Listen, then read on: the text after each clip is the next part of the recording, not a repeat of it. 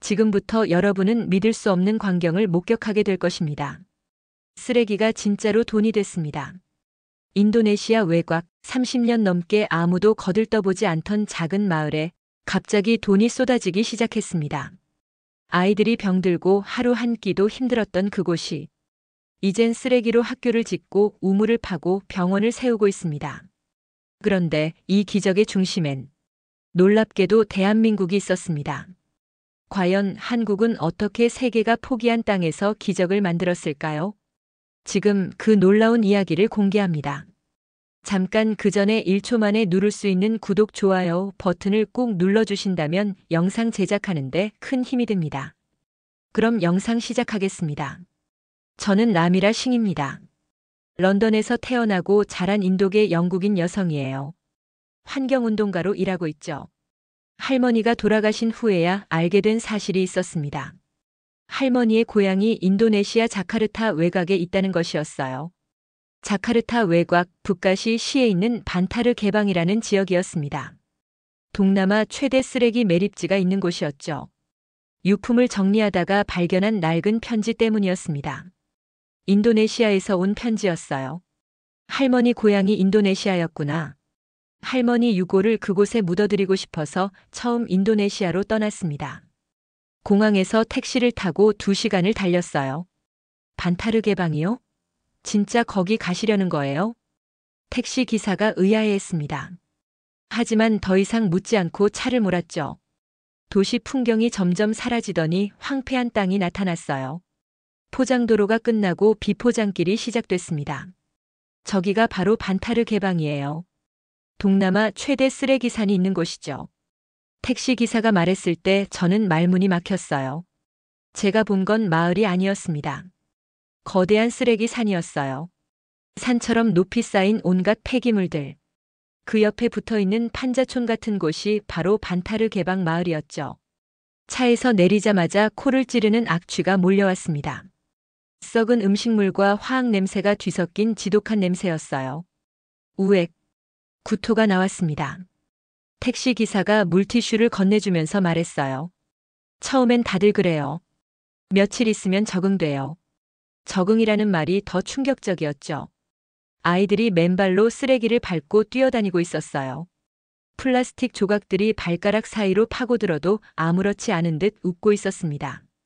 발바닥은 온통 상처투성이었어요. 마을 어른들이 저를 반겨줬습니다. 할머니를 기억하는 분들이 몇 명 계셨어요. 아, 그 착한 아이. 인도로 떠날 때 얼마나 울었는지 몰라요. 정말 예쁘고 똑똑한 아이였어요. 할머니 이야기를 들으면서도 계속 주변을 둘러봤습니다.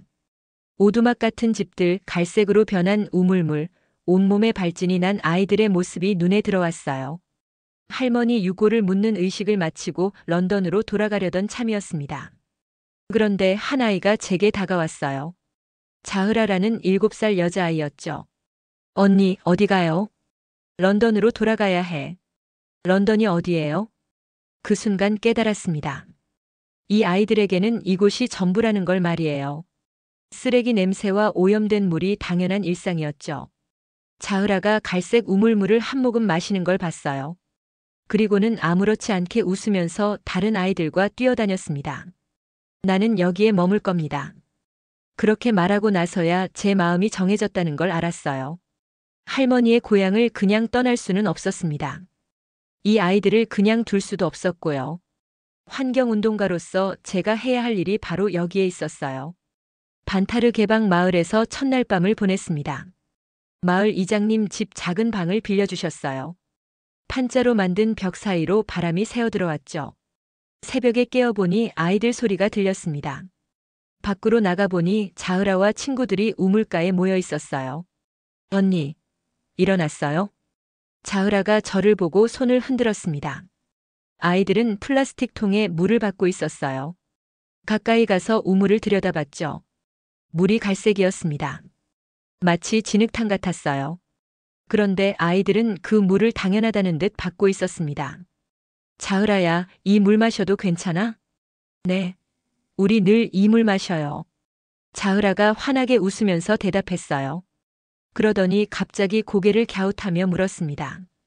삼촌, 이 물은 왜 써요? 뭐가 이상해? 이 물, 갈색인데 괜찮아요? 그 순간 가슴이 철렁했어요. 7살 아이가 물의 색깔이 이상하다는 걸 알고 있었던 겁니다. 하지만 다른 선택지가 없으니까 그냥 마시고 있었던 거죠. 다른 곳에는 어떤 물이 있어요? 자으라의 질문에 할 말이 없었습니다. 이 아이에게 깨끗한 물이 어떤 건지 어떻게 설명해야 할까요? 마을을 돌아다니면서 더 충격적인 광경들을 목격했어요. 병든 아이들이 곳곳에 있었습니다. 온몸에 진물이 흐르는 피부병을 앓고 있는 아이들, 계속 기침을 하는 아이들이 있었죠. 아이들의 집을 구경해 봤습니다. 집이라고 하기도 어려웠어요. 쓰레기로 만든 오두막이었거든요. 플라스틱 시트를 지붕 삼아 덮어놓은 곳에서 한 가족이 살고 있었습니다. 여기서 몇 명이 살아요? 7명이요. 엄마, 아빠, 그리고 저희 5 형제예요. 자으라가 자랑스럽게 말했어요. 평방미터도 안 되는 공간에 7명이 사는 거였습니다. 이 상황을 기록해야겠다고 생각했어요. 스마트폰을 꺼내서 사진과 영상을 찍기 시작했습니다. 갈색 우물물, 쓰레기집, 병든 아이들의 모습을 모두 담았죠. 그날 밤 인터넷을 연결해서 각국 기관에 자료를 보냈습니다. 세계보건기구, 유니세프, 국경 없는 의사회, 옥스팜까지 모든 곳에 메일을 보냈어요. 제목은 간단했습니다. 긴급 도움 요청, 인도네시아 반타르 개방 마을. 메일 내용에는 현장 사진들과 함께 상황을 자세히 설명했어요. 아이들이 오염된 물을 마시고 있다는 것, 의료 지원이 전혀 없다는 것, 당장 도움이 필요하다는 것을 썼습니다. 일주일이 지났습니다. 아무 답이 없었어요. 2주일이 지났어도 마찬가지였습니다. 단 한 곳에서도 답장이 오지 않았죠. 3주일째 되던 날 자으라가 또 물었어요. 삼촌, 우리 언제 깨끗한 물 마실 수 있어요? 곧 마실 수 있을 거야. 하지만 확신이 서지 않았습니다. 세계 어느 기관도 이 마을에 관심이 없는 것 같았거든요. 그날 저녁 마을 어른들과 이야기를 나눴어요. 정부에서는 도움을 안 주나요? 정부요? 우리가 여기 있는 줄도 몰라요. 이장님이 씁쓸하게 웃으며 말했습니다. 이 마을은 지도에도 없어요. 우리는 존재하지 않는 사람들이죠. 그 말이 가슴에 박혔어요. 반타르 개방 마을은 세계 어디에도 포함되지 않은 존재였습니다. 국제기구들의 통계에도 정부의 관심에도 그 어디에도 포함되지 않은 곳이었죠. 밤늦게 다시 메일을 확인했습니다. 여전히 아무 답장이 없었어요. 스팸 메일함까지 뒤져봤지만 소용없었습니다. 이 마을은 세계 어디에도 포함되지 않은 존재였어요. 그렇게 중얼거리면서 노트북을 덮었습니다. 창밖으로는 아이들이 또 갈색 물을 길어오는 소리가 들렸어요. 3주일째 되던 아침이었습니다. 평소처럼 메일함을 확인하고 있었어요. 스팸 메일들만 가득했죠. 그런데 한 통의 메일이 눈에 들어왔습니다. 발신자가 낯설었어요. 한국국제협력단 코이카 자카르타 지부였습니다. 한국? 처음에는 스팸 메일인 줄 알았어요. 하지만 제목을 보니 달랐습니다. 반타르 개방 마을 현황 관련 문의라고 적혀 있었거든요. 메일을 열어봤습니다. 한글과 영어가 함께 적혀 있었어요. 라미라 식님께 귀하께서 보내주신 반타르 개방 마을 현장 기록을 보고 충격을 받았습니다. 한국 코이카에서는 이런 상황을 그냥 지나칠 수 없다고 판단했어요. 현장을 직접 보러 가겠습니다. 연락 바랍니다. 메일 하단에는 담당자 이름이 적혀 있었습니다. 김용식 팀장이었어요. 손이 떨렸습니다. 3주일 동안 수십 곳에 메일을 보냈는데 답장을 준 곳은 단 한 곳이었어요. 그것도 한국이었습니다. 바로 답장을 보냈습니다. 현재 상황을 더 자세히 설명하고 언제든 만날 수 있다고 했어요. 1시간 후에 또 메일이 왔습니다. 내일 오후에 현장 방문하겠습니다. 준비할 것은 없어요. 그냥 현재 상황 그대로 보여주세요. 정말 빨랐습니다. 다른 기관들은 답장조차 안 했는데 한국은 하루 만에 현장 방문을 결정한 거였어요. 자으라에게 소식을 전했습니다. 자으라야, 내일 한국에서 사람들이 와. 한국이 어디예요? 아주 먼 나라야. 거기서 우리를 도와주러 온대. 자으라의 눈이 반짝였어요. 정말요? 우리도 깨끗한 물 마실 수 있어요? 그럴 거야. 꼭 그럴 거야. 이번에는 확신이 있었습니다. 적어도 한국 사람들은 답장을 보내줬거든요. 그날 밤 마을 사람들에게 소식을 전했어요. 모두 반신반의했습니다. 정말 올까요? 한국이라는 나라가 우리를 도와줄까요? 지금까지 아무도 관심 없었는데. 이장님도 조심스러워했어요. 너무 기대하지 마세요. 실망할 수도 있어요. 하지만 저는 달랐습니다. 메일의 톤이 진심 같았거든요. 다른 기관들처럼 형식적인 답변이 아니었어요.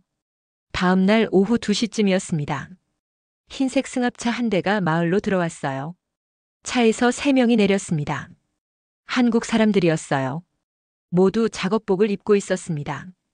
정장이 아니라 현장에서 일할 수 있는 옷을 입고 온 거였죠. 맨 앞에 서 있던 분이 저에게 다가왔어요. 라미라 식님이시죠? 김용식입니다. 한국어로 말한 후에 영어로 다시 말해줬어요. 악수를 청하는 손이 거칠었습니다.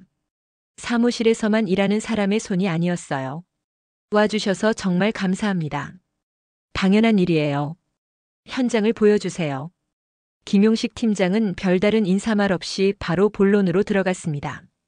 시간을 낭비하고 싶지 않다는 느낌이었어요.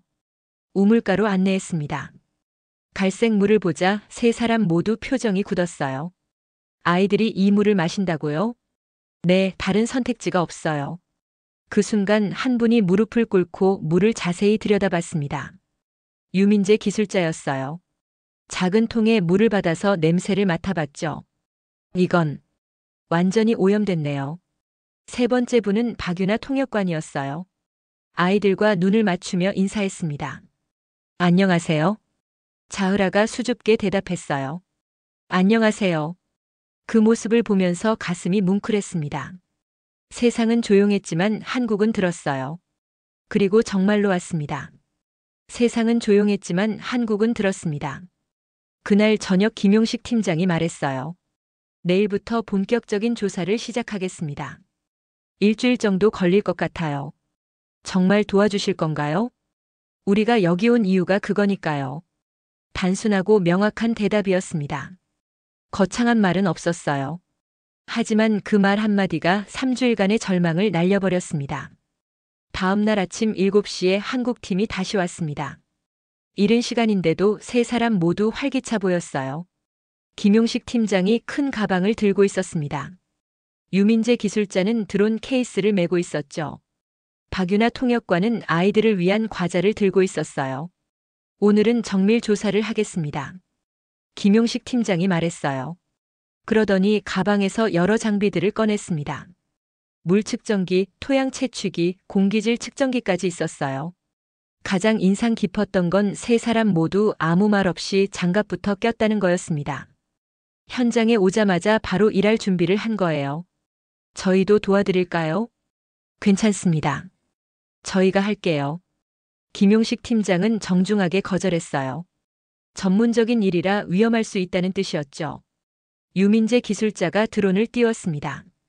쓰레기 산 위로 날아가서 전체적인 모습을 촬영했어요. 하수 흐름을 분석해 보겠습니다. 드론 화면을 보니 충격적이었어요. 쓰레기 산에서 갈색 액체가 흘러나와 마을 우물로 스며들고 있었거든요.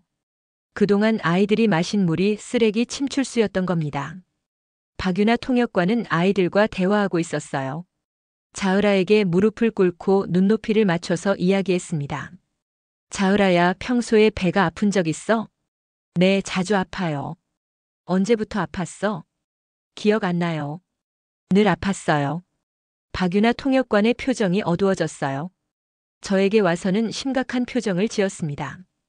아이들이 만성 복통에 시달리고 있어요. 수질 오염 때문인 것 같습니다. 김용식 팀장이 우물 주변 토양을 채취하고 있었어요. 여러 지점에서 샘플을 뜯더니 라벨을 붙여서 정리했습니다. 이 샘플들을 자카르타 연구소로 보내겠습니다. 결과는 언제 나와요? 3일 정도 걸릴 겁니다. 말보다 빠른 행동이었어요. 다른 기관들처럼 회의하고 검토하고 승인받는 과정이 없었습니다. 현장에서 바로 판단하고 바로 움직였어요. 유민재 기술자가 드론을 회수하면서 말했습니다. 전체 지형을 파악했어요. 배수 시설을 만들 수 있을 것 같습니다. 정말요? 네, 쓰레기 침출수가 마을로 흘러들지 않게 차단할 수 있어요. 구체적인 해결책을 제시하는 거였습니다. 그냥 도와주겠다는 말이 아니라 어떻게 도울 건지 명확하게 말해줬어요. 점심시간에 한국팀과 함께 마을 회관에서 식사했습니다. 마을 사람들이 준비한 간단한 음식이었어요. 김용식 팀장이 이장님께 물었습니다. 이 문제가 언제부터 시작됐나요? 10년 전쯤부터요. 쓰레기 산이 커지면서 물이 나빠졌어요. 오후에는 마을 전체를 돌아다니면서 현황을 파악했습니다. 집집마다 들러서 상황을 확인했어요. 저녁에 혼자 생각해보니 깨달은 게 있었어요. 그들은 도와주겠다고 말하지 않았어요. 한국팀은 처음부터 끝까지 도와드리겠다는 말을 하지 않았습니다. 대신 조사하겠다, 분석하겠다, 해결하겠다고 말했어요. 도움이 아니라 일을 하러 온 거였죠. 그냥 움직였죠. 말보다는 행동이었습니다. 거창한 약속이나 계획 발표 같은 건 없었어요. 현장에 와서 문제를 파악하고 바로 해결책을 찾기 시작했습니다. 김용식 팀장이 떠나기 전에 말했어요. 내일도 올 겁니다. 이틀 더 조사하고 계획을 세우겠어요. 정말 감사합니다. 감사할 일 아니에요. 저희 일이니까요. 그 말이 가장 인상 깊었습니다. 자신들의 일이라고 생각하고 있었어요. 일주일 후 김용식 팀장이 놀라운 제안을 했습니다. 라미라님과 마을 대표 한 분을 한국으로 초청하고 싶어요. 한국으로요? 네, 우리가 어떻게 환경 문제를 해결했는지 직접 보시면 도움이 될 것 같아요. 이장님과 상의해서 함께 한국으로 가기로 했습니다. 생전 처음 비행기를 타는 이장님은 떨리신다고 하셨어요. 인천공항에 도착했을 때 첫 느낌이 신기했습니다. 공기가 깨끗했거든요. 반타르 개방 마을에서 너무 오래 있어서 깨끗한 공기가 어색할 정도였어요. 김용식 팀장이 공항에서 마중 나왔습니다. 한국에 온 걸 환영해요. 감사합니다. 어디부터 구경하죠? 광진구 자원순환센터부터 가보겠어요. 첫 번째 방문지는 서울시 광진구에 있는 재활용센터였습니다. 거대한 건물 안에서 사람들이 쓰레기를 분류하고 있었어요. 여기서는 하루에 얼마나 많은 쓰레기를 처리해요? 하루에 약 200톤 정도요. 담당자가 설명해 줬습니다. 컨베이어 벨트 위로 온갖 재활용품들이 흘러가고 있었어요. 사람들이 빠른 손놀림으로 분류하고 있었습니다. 저기 계신 분들은 누구예요? 대부분 지역 주민들이에요. 재활용품 분류 일을 하시죠. 이장님이 감탄했습니다. 우리 마을과는 완전히 다르네요. 두 번째로 간 곳은 은평구였습니다. 여기서는 어르신들이 재활용품을 수거하는 모습을 봤어요. 70대 할머니 한 분이 손수레를 끌고 골목을 다니고 계셨습니다. 폐지와 캔들을 정성스럽게 모으고 계셨어요. 저는 궁금해서 할머니께 다가갔습니다. 할머니, 왜 이런 일을 하세요?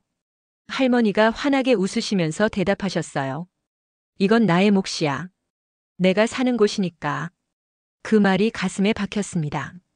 자신이 사는 곳을 깨끗하게 만드는 게 자신의 몫이라고 생각하시는 거였어요. 남이 해주길 기다리는 게 아니라 본인이 직접 하시는군요. 당연하지. 내 동네인데. 할머니의 당당한 대답이 인상적이었어요. 세 번째로 지하철을 타봤습니다. 서울 지하철 안을 둘러보니 신기한 점이 있었어요. 쓰레기통이 없네요.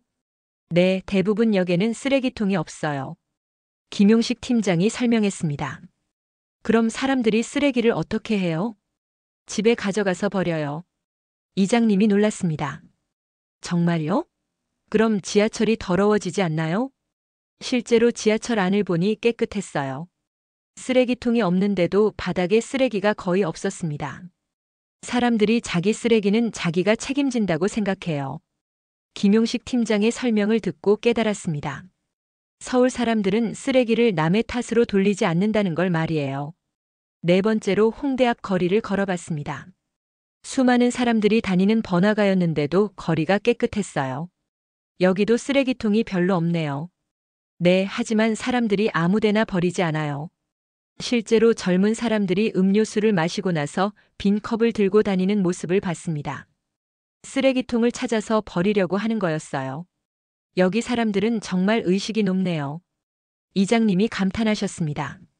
마지막으로 한강공원에 갔습니다. 넓은 잔디밭에서 사람들이 피크닉을 즐기고 있었어요. 돗자리를 펴고 음식을 먹고 있었습니다.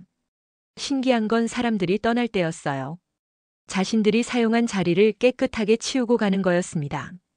쓰레기는 물론이고 음식 찌꺼기까지 모두 가져가더라고요. 아무도 감시하지 않는데도 저렇게 하네요. 습관이에요. 어릴 때부터 그렇게 배웠거든요. 김용식 팀장이 말했습니다. 그날 저녁 호텔에서 이장님과 이야기를 나눴어요. 라미라님, 오늘 본 게 정말 신기했어요. 어떤 점이요? 서울은 쓰레기를 숨기지 않았어요. 이장님의 말이 정확했습니다. 서울은 쓰레기 문제를 감추지 않았어요. 대신 시민들이 함께 해결하도록 시스템을 만들어 놨습니다. 쓰레기통을 없애서 사람들이 스스로 책임지게 만드는 것도 그렇고요. 맞아요. 문제를 회피하지 않고 정면으로 대했던 거죠. 그리고 가장 인상 깊었던 건 사람들의 마음가짐이었어요. 할머니가 말씀하신 내가 사는 곳이니까라는 말처럼 모든 사람이 자신의 일이라고 생각하고 있었습니다. 서울은 쓰레기를 숨기지 않았습니다. 당당했어요. 그게 더 강했어요.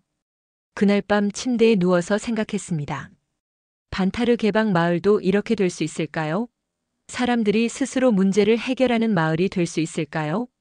가능할 것 같았어요. 한국 사람들이 특별해서가 아니라 시스템과 교육의 차이였거든요. 반타르 개방 마을도 올바른 방향으로 이끌어준다면 변할 수 있을 거라고 생각했습니다. 한국에서 돌아온 후 일주일 만에 코이카 팀이 다시 왔습니다. 이번에는 트럭 2대와 함께였어요. 뭘 가져오신 거예요? 김용식 팀장이 웃으며 대답했습니다. 분리수거소 설치 장비요. 작은 것부터 시작해 보겠어요. 트럭에서 내린 건 간단한 철제 구조물들이었어요. 조립하면 작은 건물이 되는 것 같았습니다. 마을 회관 옆에 설치하겠습니다. 유민재 기술자가 설계도를 펼쳐 보여줬어요. 생각보다 간단한 구조였습니다. 플라스틱, 캔, 종이를 분류해서 보관할 수 있는 공간이었어요. 마을 사람들이 하나둘 모여들었습니다. 신기한 듯 바라보고 있었어요. 이게 뭐 하는 거예요? 한 아주머니가 물었습니다. 박유나 통역관이 설명했어요. 쓰레기를 종류별로 나눠서 보관하는 곳이에요. 그러면 돈을 받을 수 있어요. 쓰레기로 돈을 받는다고요? 사람들이 웅성거렸습니다. 믿기 어려워하는 표정들이었어요.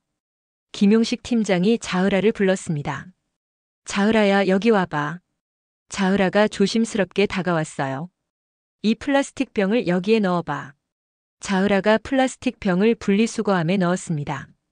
그러자 김용식 팀장이 동전 몇 개를 자으라에게 줬어요. 이게 뭐예요? 플라스틱을 넣으면 받는 돈이야. 플라스틱은 황금이거든.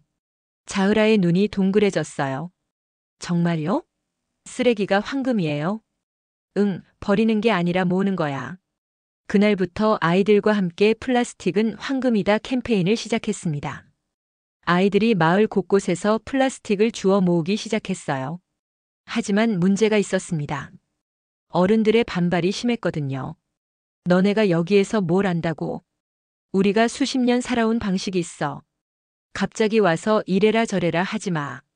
마을 어른들이 불만을 표했습니다.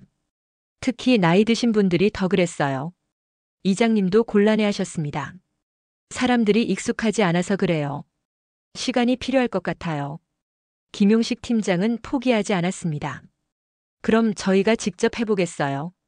다음 날부터 한국팀과 제가 매일 마을을 돌아다니며 쓰레기를 주웠습니다. 분리수거함에 넣고 정리하는 모습을 보여줬어요. 처음엔 사람들이 구경만 했습니다. 이상한 외국인들이 쓰레기를 줍는다고 생각하는 것 같았어요. 왜 저런 일을 할까? 돈도 안 받으면서 고생하네. 사람들이 수군거렸습니다. 하지만 우리는 계속했어요. 매일 아침 일찍 나가서 플라스틱을 모으고 분류했습니다. 자흐라와 몇몇 아이들이 도와줬어요. 2주일이 지났을 때 변화가 생겼습니다. 한 아주머니가 다가왔어요. 이거 어떻게 하는 거예요? 플라스틱 병은 여기에, 캔은 저기에 넣으시면 돼요. 박유나 통역관이 친절하게 설명했습니다. 아주머니가 집에서 가져온 플라스틱 병들을 분리수거함에 넣었어요. 그리고 받은 동전을 보고 놀랐습니다. 정말 돈을 주네요. 그 소식이 마을에 퍼졌습니다. 하나둘씩 사람들이 플라스틱을 가져오기 시작했어요. 한 달이 지나자 분리수거함이 가득 찼습니다. 유민재 기술자가 계산해 봤어요. 이번 달 수익이 80만 루피아 나왔어요. 그게 얼마예요? 우리 돈으로 약 5만 원 정도요.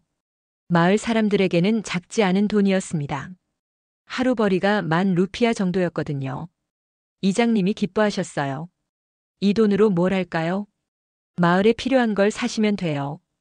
김용식 팀장이 말했습니다. 그런데 자으라가 먼저 말했어요. 저희 식수부터 깨끗하게 만들어요. 아이가 가장 현명한 제안을 한 거였습니다. 수익금으로 정수 필터를 설치했어요. 간단한 장치였지만 물의 색깔이 확실히 맑아졌습니다. 자으라가 새 물을 마시고 소리쳤어요. 이제 냄새 안 나요. 그 말을 들은 순간 가슴이 뭉클했습니다. 아이가 그동안 냄새나는 물을 참고 마셨다는 걸 새삼 깨달았거든요. 분리수거가 자리 잡으면서 마을 분위기도 변했습니다. 사람들이 쓰레기를 아무데나 버리지 않게 됐어요. 돈이 되는 걸 왜 버리겠어요? 우리 마을이 깨끗해지고 있어요. 이장님이 뿌듯해하셨습니다. 김용식 팀장이 말했어요. 이제 시작일 뿐이에요. 더 큰 변화가 올 거예요. 정말 그랬습니다. 작은 분리수거함 하나가 마을 전체를 바꿔놓기 시작했거든요. 사람들이 스스로 움직이기 시작한 거였어요. 분리수거가 시작된 지 반년이 지났습니다. 마을의 변화는 놀라웠어요. 매달 모이는 수익이 점점 늘어났습니다. 처음엔 80만 루피아였는데 이제는 200만 루피아까지 모이게 됐어요. 이 돈으로 뭘 할까요? 이장님이 마을 회의를 열었습니다. 모든 주민들이 모였어요. 정수시설을 더 늘려야 해요. 도로를 포장하는 게 좋겠어요. 여러 의견들이 나왔습니다. 그런데 자으라가 손을 들었어요. 저는 학교가 있었으면 좋겠어요. 학교? 사람들이 웅성거렸습니다. 아이들이 공부할 수 있는 곳이요. 그리고 책도 읽을 수 있는 곳이요. 자으라의 말에 다른 아이들도 고개를 끄덕였어요. 이장님이 생각에 잠겼습니다. 학교라. 돈이 많이 들 텐데. 김용식 팀장이 말했어요. 꼭 큰 건물일 필요는 없어요. 작은 도서관 겸 유치원 정도면 어떨까요? 그것도 비쌀 것 같은데요. 직접 만들면 돼요. 마을 사람들이 함께 만드는 거죠. 김용식 팀장의 제안이었습니다. 우리가 직접 만든다고요? 네, 재료는 저희가 지원하고 마을 사람들이 직접 지으시면 돼요. 유민재 기술자가 설계도를 그려줬어요. 간단한 구조의 단층 건물이었습니다. 한쪽은 도서관, 다른 쪽은 아이들이 놀 수 있는 공간으로 나뉘어 있었어요. 정말 우리가 만들 수 있을까요? 물론이에요. 어려운 건 아니에요. 마을 남자들이 모여서 건축을 시작했습니다. 김용식 팀장과 유민재 기술자가 직접 도와줬어요. 신기한 건 재료였습니다. 벽돌 대신 압축된 플라스틱 블록을 사용했어요. 이게 뭐예요? 우리가 모은 플라스틱으로 만든 벽돌이에요. 유민재 기술자가 설명했습니다. 플라스틱을 압축해서 벽돌처럼 만든 거예요. 일반 벽돌보다 가볍고 단열도 잘 돼요. 자으라가 신기해했어요. 우리가 모은 쓰레기로 학교를 짓는 거예요? 맞아. 쓰레기가 학교가 되는 거야. 아이들이 박수를 쳤습니다. 건축은 생각보다 빨리 진행됐어요. 마을 사람들이 모두 참여했거든요. 남자들은 벽을 쌓고 여자들은 음식을 준비해줬어요. 박유나 통역관은 아이들과 함께 내부 꾸미기를 했습니다. 벽에 그림을 그리고 책꽂이를 만들었어요. 여기에는 어떤 책을 놓을까? 한국 책도 있으면 좋겠어요. 자으라가 말했어요. 한국어는 읽을 수 없잖아. 그림책이면 괜찮아요. 그림으로도 이야기를 알 수 있어요. 영리한 아이였습니다. 2달 만에 건물이 완성됐어요. 작지만 예쁜 건물이었습니다. 간판에는 반타르 개방 마을 도서관이라고 적혀 있었어요. 개관식 날 마을 사람들이 모두 모였습니다. 아이들이 가장 신나해했어요. 이제 우리도 학교가 있어요. 자흐라가 기뻐하며 소리쳤습니다. 김용식 팀장이 말했어요. 이 건물은 코이카가 지어준 게 아니에요. 마을 주민 스스로가 만든 거예요. 정말 그랬습니다. 한국팀은 도움만 줬을 뿐이었어요. 실제로 건물을 지은 건 마을 사람들이었습니다. 우리가 만든 학교네요. 이장님이 뿌듯해하셨어요. 자흐라가 첫 번째 사서가 됐습니다. 박윤아 통역관이 도서관 관리하는 법을 가르쳐 줬어요. 책은 이렇게 정리하는 거야. 네. 제가 잘할게요. 자흐라는 매일 도서관에 와서 책을 정리하고 다른 아이들에게 책을 읽어줬어요. 어린 환경지킴이가 된 거였습니다. 자흐라야, 분리수거는 왜 해야 하는 거야? 다른 아이들이 물었어요. 쓰레기를 잘 모으면 이런 학교도 만들 수 있어요. 쓰레기는 보물이거든요. 자흐라가 자신있게 대답했습니다. 소문이 인근 마을에도 퍼졌어요. 다른 마을 사람들이 구경하러 왔습니다. 여기도 정말 쓰레기로 학교를 지었나요? 네, 저희가 직접 만들었어요. 친타라사 마을 사람들이 자랑스럽게 대답했어요. 그 결과 인근 3개 마을에서도 분리수거를 시작했습니다. 친타라사 모델을 따라하기 시작한 거였어요. 김용식 팀장이 말했어요. 이게 진짜 변화예요. 도와주는 게 아니라 스스로 일어나는 거죠. 정말 그랬습니다. 이제는 다른 마을에서 반타르 개방으로 배우러 왔어요. 자흐라가 다른 마을 아이들에게 분리수거하는 법을 가르쳐주고 있었습니다. 이게 진짜 변화였어요. 도와주는 게 아니라 일어나는 거죠. 그날 밤 혼자 생각해봤습니다. 반년 전만 해도 절망적이었던 이 마을이 이제는 다른 마을의 희망이 되고 있었어요. 쓰레기 산 옆에 버려진 마을이 아니라 스스로 문제를 해결하는 마을이 된 거였습니다. 반타르 개방 마을의 변화 소식이 국제사회에 알려지기 시작했습니다. 1년 만에 완전히 달라진 마을의 모습이 화제가 됐어요. 어느 날 박윤아 통역관이 저에게 전화를 걸어왔습니다. 라미라님, 유엔에서 연락이 왔어요. 유엔에서요? 네, 지속 가능 개발 포럼에서 발표를 해달라고 하네요. 믿을 수 없었습니다. 그동안 답장 한 통 없던 국제기구에서 갑자기 연락이 온 거였어요. 정말 제가 발표를 해야 하나요? 당연하죠. 반타르 개방 마을의 성공 사례를 세계에 알려야 해요. 김용식 팀장도 격려해줬습니다. 라미라님만큼 이 이야기를 잘할 수 있는 사람은 없어요. 뉴욕 유엔 본부로 향하는 비행기 안에서 발표 내용을 정리했습니다. 반타르 개방 마을의 변화 과정을 시간순으로 정리했어요. 유엔 건물에 들어서니 압도적이었습니다. 세계 각국 대표들이 모여 있었어요. 저는 그 중에서 가장 어리고 경험 없는 발표자였습니다. 발표 순서가 됐습니다. 단상에 올라서니 수백 명이 저를 바라보고 있었어요. 안녕하세요. 저는 라미라 싱입니다. 떨리는 목소리로 시작했어요. 1년 전 저는 인도네시아의 작은 마을에서 절망했습니다. 아무도 관심을 가져주지 않는 마을이었거든요. 스크린에 반타르 개방 마을의 옛 모습을 띄웠어요. 쓰레기 산과 갈색 우물물, 병든 아이들의 사진이었습니다. 청중들이 충격받은 표정을 지었어요. 세계 여러 기관에 도움을 요청했습니다. 하지만 답장을 준 곳은 단 한 곳뿐이었어요. 다음 슬라이드에는 코이카의 첫 메일을 띄웠습니다. 대한민국이었습니다. 그때부터 이야기가 흘러갔어요. 한국팀이 와서 조사하고 서울에서 배운 것들, 그리고 마을의 변화 과정을 차례로 설명했습니다. 마지막 슬라이드에는 현재 반타르 개방 마을의 모습을 띄웠어요. 깨끗해진 마을, 도서관에서 공부하는 아이들, 웃고 있는 자흐라의 사진이었습니다. 여러분, 저는 오늘 한 가지를 말씀드리고 싶습니다. 목소리에 힘을 넣었어요. 대한민국은 기술을 주지 않았습니다. 청중들이 조용해졌습니다. 그들은 마음을 먼저 주었습니다. 박수 소리가 여기저기서 터져나왔어요. 다른 나라들은 큰 프로젝트와 거대한 예산을 이야기했습니다. 하지만 한국은 작은 분리수거함 하나부터 시작했어요.